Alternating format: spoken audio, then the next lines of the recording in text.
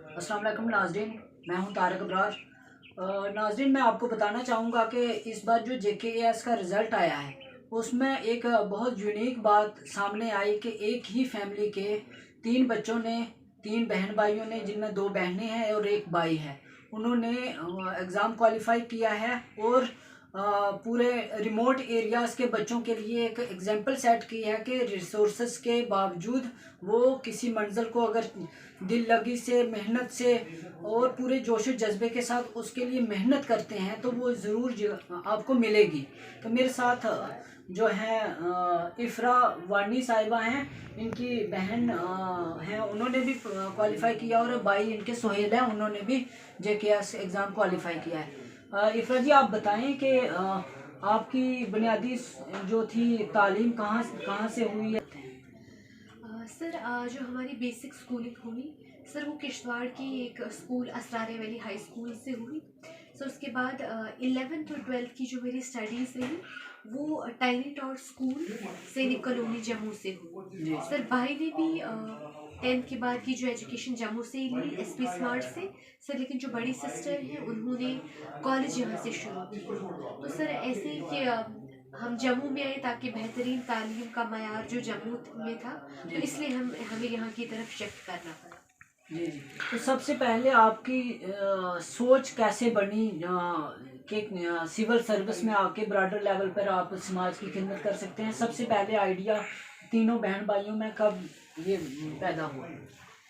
Sir एक तो मैं हर इंटरव्यू में ये कह रही हूँ कि हमारे जो घर का सिस्टम था, हम जब अपने वालिदैन को देखते थे, फादर साहब मदर साहब, तो हमें लगता था कि उनका जो एक अपने देश के प्रति, अपने समाज के प्रति एक बेहतरीन वो जज्बा हमें बार बार कहते थे कि समाज में इस तरह के वर्ग है, गुर्बत है, बेरोजगारी है, तो कैसे एक इंसान जो है समाज के लिए कैसे वो उसके लिए बेहतरीन काम कर सकता है। तो सर उनने अलग अलग शोबों के मुतालिक हम घर में बात करते थे, लेकिन जो ये जो सिविल सर्विसेज का जो हमने शोभा देखा, तो हमें देखा कि मल्टीपल एग्जाम्पल्स थी कुछ अच्छे ऑफिसर्स की, उनको देख देख कर हम देख रहे थे कि अगर ये इतना अच्छा काम कर रहे हैं तो अगर शायद हम भी शोबे में जाएं तो हम भी बेहतरीन काम कर सकते हैं। तो सर ये घर से ही शुरू हुआ, फिर हमने अपने सब्जेक्ट्स को अच्छे से वैसे ही चूज़ किया और सर काम करते करते मेहनत करते मैं करते पूछना चाह रहा था कि कौन सी क्लास थी, क्योंकि जब 10th पास होती है तो उसके बाद एक सब्जेक्ट चूजिंग का इशू आता है, उसमें भी बहुत सारे कई बार वालिदैन का दबाव आ जाता है, कई बार बच्चे की चॉइस कुछ और होती है तो थोड़ा सा प्रॉब्लम आती है, तो उस वक्त बहुत अहम टाइम होता है। तो उस वक्त क्या ये जो है किस क्लास में आपकी सोच बनी? सर ये मुझे लगता है कि 9th और 10th में जब एक बच्चा होता है तो उसका इंक्लाइनेशन रहता है कि वो किस सब्जेक्ट में क्या मतलब कहाँ उसका इंटरेस्ट जा रहा है। तो सर मैं अपने आप को देख रही थी कि सोशल साइंसेस की तरफ मैं काफ़ी जा रही थी कि मुझे समाज के लिए पढ़ना अच्छा लग रहा था। सोशल स्टडीज़ को मैं काफ़ी पढ़ती थी, ज़्यादा वक्त देती थी। तो जब 11th में मैं आ गई तो जिस वक्त मुझे सब्जेक्ट चूज़ करनी थी तो मैंने देखा कि क्या मैं अपने आप को साइंसेस की तरफ समझ पा रही हूँ। तो लेकिन मुझे लगा कि नहीं, साइंसेस शायद मुझे अच्छा नहीं लग रहा है उनको लेना, तो सर मैंने ह्यूमैनिटीज़ का सब्जेक्ट लिया। सर हालांकि मुझे थोड़ा उसमें पेरेंट्स से नहीं लेकिन जो अपने ही सर वेल विशर्स थे, उनने कहा कि आप साइंसेस की तरफ जाइए क्योंकि करियर ऑप्शन वो सही रहता है। लेकिन सर मैंने थोड़ा यकीन रखा अपने आप पे, तो सर मैंने ह्यूमैनिटीज़ लिया और भाई ने भी फिर सर वही सब्जेक्ट लिए, लेकिन जो बड़ी सिस्टर थी उनका नॉन मेडिकल था। तो सर वही सब्जेक्ट को चूज़ करते वक्त ही वो दिमाग में आ गया था कि ये सब्जेक्ट हमें कहाँ की तरफ ले जाएगा। तो सर वहीं से शुरू हुआ सर, फिर होते होते तो सर यहाँ तक। तो इस दौरान जब आपको कैरियर गाइडेंस की ज़रूरत महसूस की तो मैं चाहता हूँ कि पेरेंट्स ने तो आपका हर लम्हे जो है साथ दिया है, फैमिली तो सपोर्ट करती है, तो कोई ऐसा शख्स जिन्होंने इस जो है सफ़र में आपका तावन दिया हो, किसी ऐसी शख्सियत का नाम जिन्होंने कामयाबी के सफ़र में आपको ज़्यादा तावन किया है, उन लोगों का भी अगर आप समझते हैं कि नाम लेना तो सर एक तो हमारे जो असरार वैली हाई स्कूल के चेयरमैन थे सर रहमतुल्लाह मलिक साहब। سر ان کا کافی ہماری شخصیتوں پر کافی اچھا انفلوئنس رہا ہے. سر دوسرا نام میں ضرور لینا چاہوں گی کہ ہمارے سر ٹائنی ٹاٹ اسکول کے جو پرنسپل تھے سر ڈاکٹر وکرم ہانڈا سر ان کا مجھے لگتا ہے میری شخصیت پر بہت ہی اچھا انفلوئنس ہے. سر وہ ہمیشہ مجھے موٹیویٹ کرتے تھے کہ آپ اپنی پرسنالٹی کو کیسے ڈیولپ کریں, آپ ہر شعبے میں آگے بڑھیں. تو سر ان کا نام میں ضرور لینا چاہوں گی, شاید میں مس کر رہی تھی اتنے انٹرویوز میں, لیکن سر ان کا ایک اچھا اثر تھا.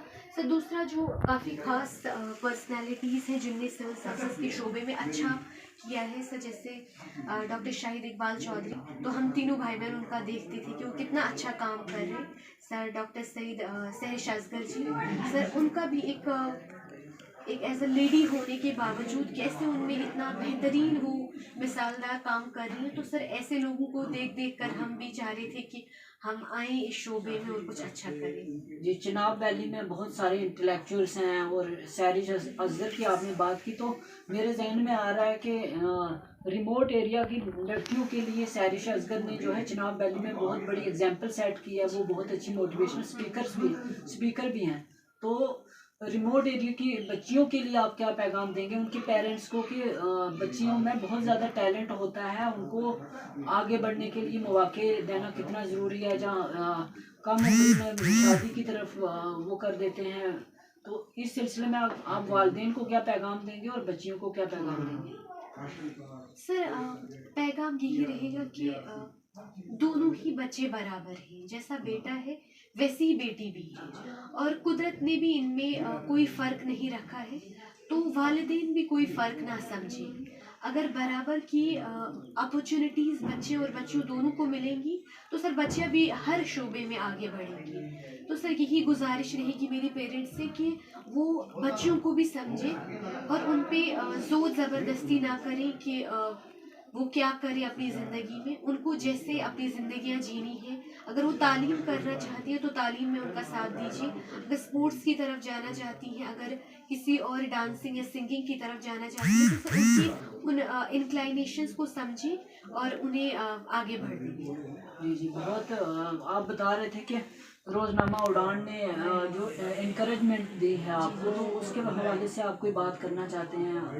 ہمیشہ جو ہے اڑان کی کوشش رہتی ہے کہ بچوں میں حوصلہ افزائی جو ہے, ایسے جو بچے اگزامپل سیٹ کرتے ہیں ان کے نیوز لگا کے جا ہر طرح سے وہ تعاون کرتے ہیں. تو روزنامہ اڑان کے لیے کیا پیغام دیں گے؟ سر مجھے یاد ہے کہ اس اخبار کے حوالے سے سر جب 12th میں میری سیکنڈ پوزیشن آئی تھی سر آرٹس کے فیلڈ میں, سر مجھے یاد ہے کہ ایک گاؤں, بہت دور دراز کے گاؤں سے ہمیں ایک شخص نے سر فون کر کے کہا تھا کہ ہم نے آپ کی بیٹی کا اڑان نیوز پیپر میں دیکھا کہ ان کی پوزیشن آئی ہے. تو سر مجھے وہ بات یاد ہے کہ انہوں نے کہا تھا کہ میری بھی 3 بیٹیاں ہیں, تو اب پہلے میں ان کی شادی کروانا چاہتا تھا, لیکن آپ کی بیٹی کو میں نے دیکھا تو اب میں بھی انہیں پڑھاؤں گا. تو سر مجھے یاد ہے کہ یہ اس نیوز پیپر کی اتنی اچھی کوریج ہے کہ یہ ہر جگہ پہنچتا ہے, اور لوگ اس نیوز پیپر کے ذریعے اپنی بچیوں اگر وہ ان کو پڑھا رہے ہیں تو سر یہ کافی اچھا ہے کہ یہ نیوز پیپر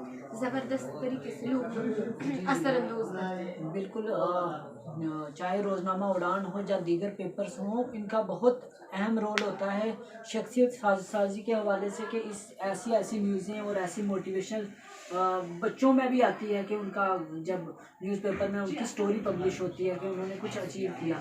تو اڑان فیملی کی طرف سے میں بیسٹ وشز دیتا ہوں, طارق ابرار آفیشیل کی طرف سے بیسٹ وشز دیتا ہوں, اور دعا کرتا ہوں کہ اللہ تعالیٰ آپ کو اور سماج کے لیے, کنٹری کے لیے کنٹریبیوشن دینے کی ہمت اور توفیق دے. تو آپ کو بہت بہت مبارکباد کہ آپ 3 بہن بھائیوں نے ایک ایگزامپل سیٹ کیا ہے, اور آنے والے وقت میں آپ سے متاثر ہو کے مزید بچے جو ہیں اپنی زندگی سنواریں گے اور اپنے خوابوں کو پورا کریں گے. بہت بہت